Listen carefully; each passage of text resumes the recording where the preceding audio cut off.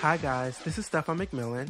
And Justin Watson. And you're listening to episode 3 of Exposure, a half-hour sit-down with some of online's newest and exciting content creators. And tonight's guest is John Palmer of youtube.com/PalmerBomer1. He's a father, a gamer, and he has a special character called Turnwinkle the Gnome Mage. We'll chat with him later on. And let's start the show.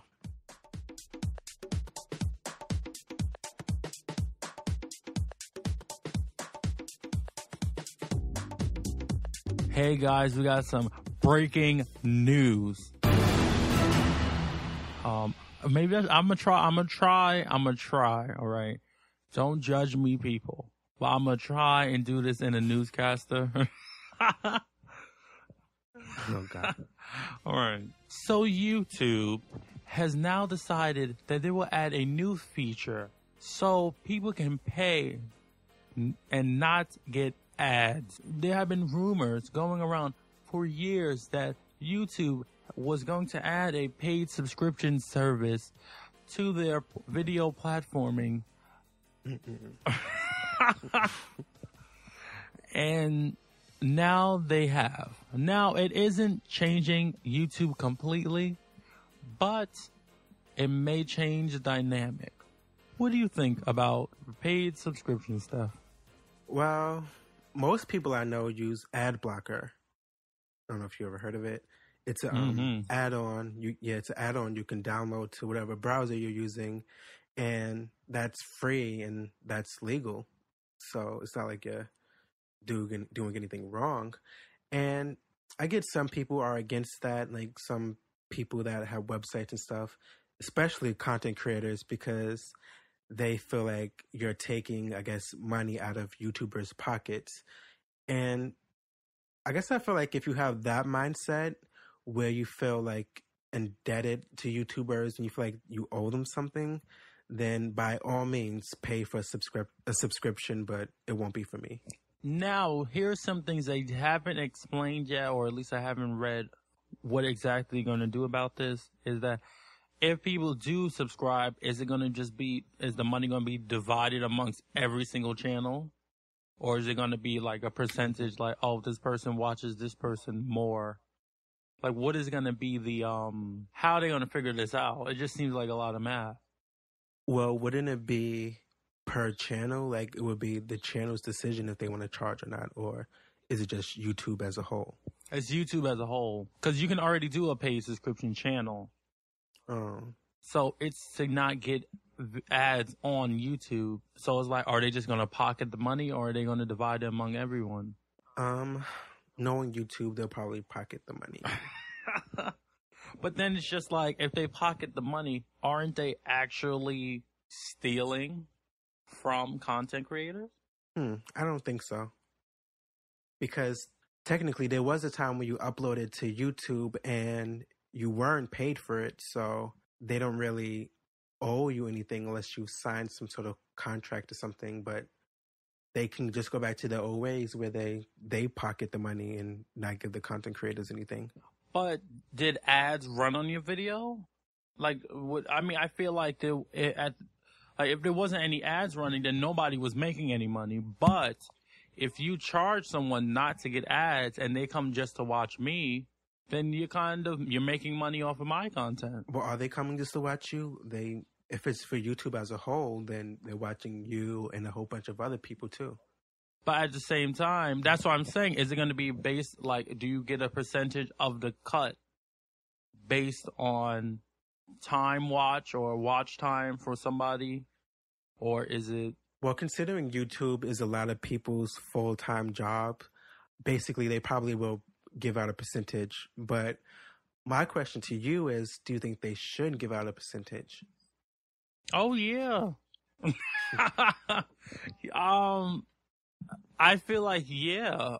Unless they're just gonna, if they don't, then we're just gonna leave YouTube. Like, if all the top YouTubers, let's say everyone named Mama decides to start paying for YouTube, then okay, then all the content creators aren't going to be making money. So how like PewDiePie and his empire, they're gonna leave. Well, when you put it like that, then it may be a good thing then. Oh, the shade is real. So, I do, and it could be that, right? So they take their cut of whatever, and then everything else just revenue share with everybody else. So it's like, oh, we give you a few pennies. Like if they did something like maybe something to help, like Vessel, where people are uploading their videos like a week before, and maybe if they did something like that with the paid. What's Vessel? So Vessel is a new video streaming platform. It's like the Netflix of YouTube. Mm-hmm. So people just uploading videos ahead of time. Yeah. That sounds interesting. It's interesting. It's free for a year because they're just starting out. And then I think, what is it, $2.99 a month or something like that? Now, I would pay for that. If it's like a channel I really like and I can get all the videos in one shot, I would pay for that. And $2.99 isn't bad. No. I don't know what YouTube is going to plan. I asked this question. Do you think they should lower the price or raise the price? Should they be like Tidal and charge $20 a month? What do you think? Let me tell you, Tidal, I don't care what exclusive songs Tidal has. Okay, $20 a month. We're just going to go download it any ways possible, all right? $20 a month. Are they going to give you a free album a month? No. Well, I mean, I don't know. Technically, when you think about it, it's like $20 a month, but it's any album you want in the world. Yeah, but if the power goes out. Well, that's going back to the argument of, is digital music bad or good? Because you can say, yeah, you have all these files on your computer, but then your hard drive crashes. Then what happens? You re-download everything illegally. So that was that segment. Download illegally. Don't pay YouTube. Thank you. And we'll be right back. Guess what? What? I found this new site. Well, it's not new, but it is a cool site. And you can go on there and answer surveys, and then they pay you.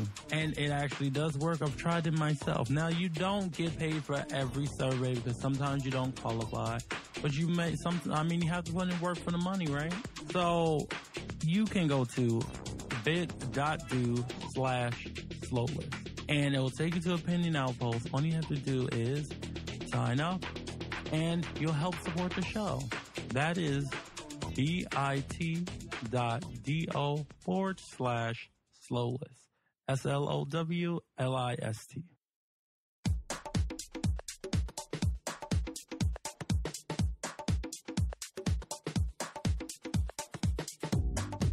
And we're back with our guest, John Palmer. Thank you for coming, John.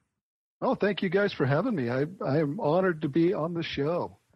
Just start off with a simple question. I know you have your character, Terwinkle, and I kind of want to know, where did you come up with that name? That is a common question I get all the time. When I was playing WoW for a lot of years before my show, I played with a character that had met another gnome. Now, this other gnome was the most cantankerous gnome you'd ever want to meet. He was gruff, he was mean, and his name was Tin Tank. And so I wanted to come up with a gnome that was a little happier, a little more friendly. And so I kind of was going with the T something, and Terwinkle just kind of came about. And so it just stuck, and it fits perfectly with the gnome, and kind of a happy gnome. It's kind of a happy name. So Terwinkle has definitely stuck and has actually fit perfectly for what I wanted to do with the show. Awesome. And so, like, when did you, like, decide? Because I noticed your channel, like, it says it was created, like, a couple years before you actually started posting. So, like, when did you decide to start, and what made you start? For a lot of years, I watched a lot of YouTube and loved everything about it, and thought, it's something that I think I can do. And so I dabbled in a few things and really sat down and wrote down what I wanted to accomplish with the channel and what I wanted to do with it. And so I wanted to first and foremost make a show that was family friendly, that anybody could watch. I was watching a lot of shows on YouTube, and there's a lot of cursing and things like that, and stuff that I didn't want my kids to listen to. And so that was the first goal, is make it something that's family friendly and do something that I really enjoy. And what could I do? And so a game that I really liked was World of Warcraft. And in the game, people were rushing through quests, and they were trying to get to the end game content, which was at level 90 at that time. And so they were missing a lot of these fun quests that were in the game. And so I decided, well, why don't I just take it one quest at a time and just take my time through the quests and kind of go, like I said, one quest at a time and talk to the folks as I'm going along. And so it just kind of expanded from there, but that was my initial thought with the program, was just to do something where I'm able to not only talk to the people that are listening and watching the show, but something that people that play the game could actually see some of the content they might have missed in that rush to 90. We are all content creators, and I know when I first started creating content, I didn't want to show anyone. I want everyone to see it, but not everyone. So, what does your family and your kids, what do they think of your YouTube hobby? My family's all supportive. My wife has been my biggest supporter. She allows me the time it takes to put stuff together. As you know, it takes a lot of hours to make content, put it together, record. Then you got the editing process, the rendering, getting it up, and then the real work begins of networking that out for folks. And so it's almost like a second job in a way. So to allow me to do that, she has been such a big support. And of course, my kids love it. I have 4 kids, 2 that are out of the house and 2 that are close to getting out of the house. So, but they really enjoy it. And, my folks all love it. So, and they're all big supporters of the stuff that I do. Again, it's family friendly. So in a way that helps me keep it family friendly. I don't want my mom calling me and saying, "What in the world are you putting on that channel?" And so, so that keeps me focused on the G ratings. So, so we do a real good job. And I think when I go to interview folks, that's probably the only rules that I have when we do the interview is, keep it G, guys. We got to keep that G. So I don't want to, get a call from my mom the next day. Would you support your kids or your children doing YouTube maybe in the future? I certainly do. My son does. One of my sons does a little bit of YouTube. He started his own channel and does some gaming YouTube as well. And there's some language that I've talked to him about on his. But yeah, I certainly would. It is for with the comments and stuff that you get sometimes, as it can be a little harsh. Yes. It can be a rough road to hoe sometimes, but I think for the most part, for my channel, I've been real lucky in that I get very few trolls, as it were. But we certainly know that there are those aspects to it, and they know what to look for as far as who to talk with and who not to talk with. And I think that's important. And I think if they have those guidelines in place, it's still a safe environment for them to be in and participate in, certainly. Well, speaking of keeping it friendly and appropriate, as we all know, YouTube's made a lot of changes to their format and to the website in general. What do you think the direction of YouTube is heading? Do you think it'll be more creative focused and focused on the small channels, or do you think they'll cater to more corporations as they seem to be doing now? Right. It's been quite a change, and you can see the difference between, say, 2009 to now. In fact, I've heard some complaints from some of the bigger YouTubers that, they don't make as much money as they used to on YouTube due to the fact that YouTube kind of changed who it pays and how much. And in fact, we received some negative comments from people like Panzer or Trade Chat, who thought, who made several comments when I kind of argued with her about that. She said, those smaller YouTube channels shouldn't make any money until they prove themselves. And I questioned her on that. It's like, well, how long do I have to make content before I'm able to make any money? And let me tell you, I don't make hardly any money on YouTube at all. Right. Yeah, it's pennies on the episode. And so in fact, I told her, I said, you could have my 10 cents on the last episode I made, but, so, certainly we're not all PewDiePie and making, millions of dollars. And you see a lot of these bigger YouTubers starting to move over to Twitch and doing the live streaming. That seems to be where the revenue's at.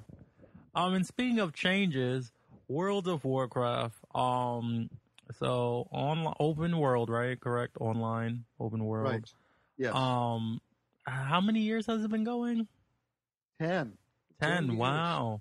And a lot of MMOs, they would be happy just to have half the numbers that World of Warcraft does. It is certainly getting up there in age, and 10 years for a game. Holy smokes, and not as many people play it, of course, as they used to. Because there are other MMOs out there to play now. And, but it's still going strong. They still have about 10 million people last I checked. And so it's quite a few folks still playing the game, still enjoying it. And so, I'll keep putting the content out there and enjoying the content that Torwinkle and I put out. And, again, getting the opportunity to meet so many different role players and kind of branching out from that even. And, with like the podcasts that we're doing now, branching out into creative writing and into these Tumblr scenes and the live action role play, the cosplayers, getting into the tabletop role play, and it's kind of branched out for us. So we're looking forward to doing more and more stuff as when it comes to regards to role play. For most of us, like YouTube is a big part of us, a part of our lives, and especially for like the YouTubers making a living. There's always that question, well, what if YouTube was gone tomorrow? What would we do? Oh, right. Yeah, where would we funnel that creativity, that spark? Because really that's what it's all about. And, you can really highlight your creativity there. And I think, again, I would continue on with the podcast if I wasn't able to do stuff on YouTube. Once again, there's other outlets you can use. There's Twitch, those sorts of things that have come out, I think, based on what YouTube's success is. And so you see some of these other places that you can go and focus your creativity on. But, there's Tumblr and there's blogs and stuff that you can do to get that creative side out to the community at large. And, so I would go if I couldn't do this on YouTube, I would continue on with the podcast. We've had so much fun doing the podcast and forming that community that we have now with the Looking for Roleplay podcast. That really makes it a lot of fun to do. And it really kind of, again, highlights the stuff that I do on the channel, and which goes back to highlight the stuff that we do on the podcast. So that's where I would go with it. And in fact, I have a question for you, sir, and something that we discussed on the podcast not too long ago. And that is dealing with minorities in MMOs and the lack of some of the MMOs that allow minorities to make a character that would reflect who they are in real life. And something that is important, I think, that we talked about on our Fiery Topics episode. And, I was so excited to be able to at least talk to you tonight about this and what your thoughts are on how you see gaming going in that direction.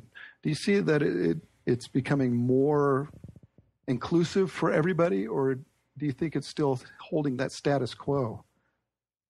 I do think it is more inclusive, especially when I don't play a lot of MMOs, but any just games in general, like a game like Skyrim, where the character creation was so detailed, even Saints Row as well. And I do feel like they're being more inclusive. Of course, some games aren't, but yeah, I don't think I've ever felt like I can't really express who I am on a game. Not nowadays, at least. Well, that's great to hear because, again, I thought pretty much along the same lines. MMO's still got a ways to go to catch up, I think. Mm-hmm. But I think a lot of games, like you mentioned, like Skyrim and Saints Row, did a great job in making it sure that it's something that's inclusive for everybody to make the character the way that you'd like to make it. And, so I think that's good to hear. And I think it kind of echoes what I had mentioned on the show. And I thought it'd be a great topic to bring up here as well.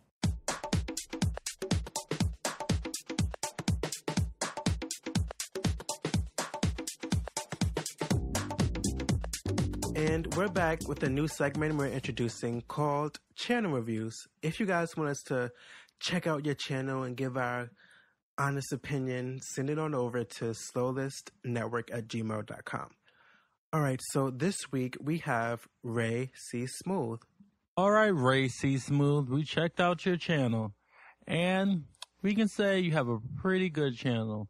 First thing I want to point out, your voice, amazing. I wish I had that voice. Mm-hmm. You kind of do. Me? I don't have that voice. Sometimes. Yeah. Hey. Exactly. There you go. Your channel is well organized. Your descriptions are okay, but I would put in your description a little bit about the game you're playing and a little bit about what's happening in the video. Like if something special happens in the video or if you beat a level in the video, put that in your description. Not only will that help you with SEO, if somebody just wants to read or somebody wants to see if they saw the video already because they don't remember what number, at least they have something else to do besides watching the whole video again. You have good playlist organization as well. Your about is good too.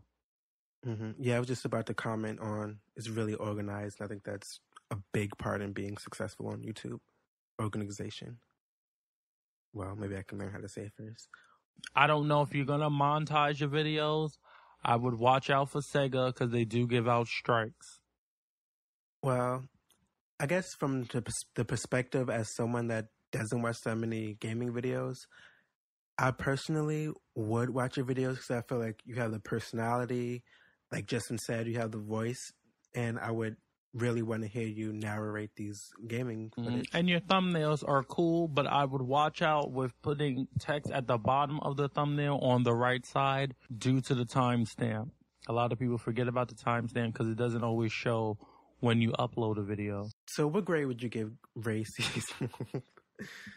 Now, I would have given him an A, but I'm going to have to give him a B because I do like a gamer that uploads their Let's Plays once a day. I prefer more than once a day, but that's because I just like going through Let's Plays. But everything else is on point. It's on fleek. Yeah, I agree.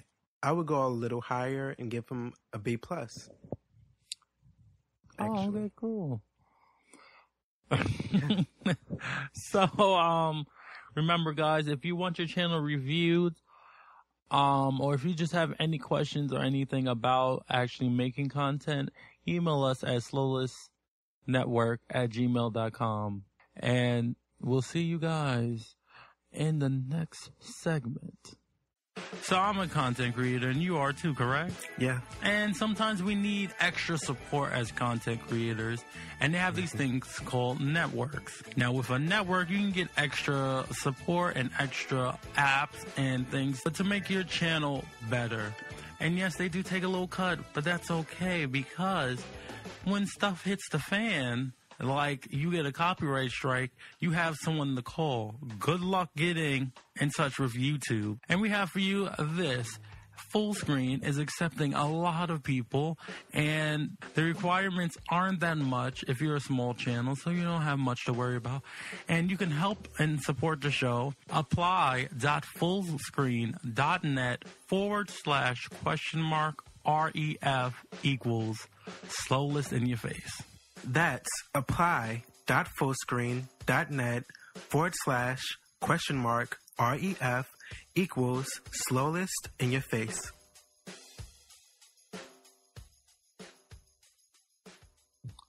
Well, that's it, guys. Thank you so much for listening. If you could leave a rating on iTunes, if you could be nice and leave a review, that would be lovely. We are also available on Double Twist, Cast Roller, I don't know, a bunch of them. And for more exposure content, sometimes we edit stuff out. Sometimes stuff just doesn't fit in. Sometimes some segments get cut. You can always go to youtube.com/slowlessinyourface. And you can follow us on Twitter. We do update if anything's late or anything's missing. We do update on Twitter at Exposure Show. Also, we do update on Facebook at facebook.com/exposurepod. That's exposurepod.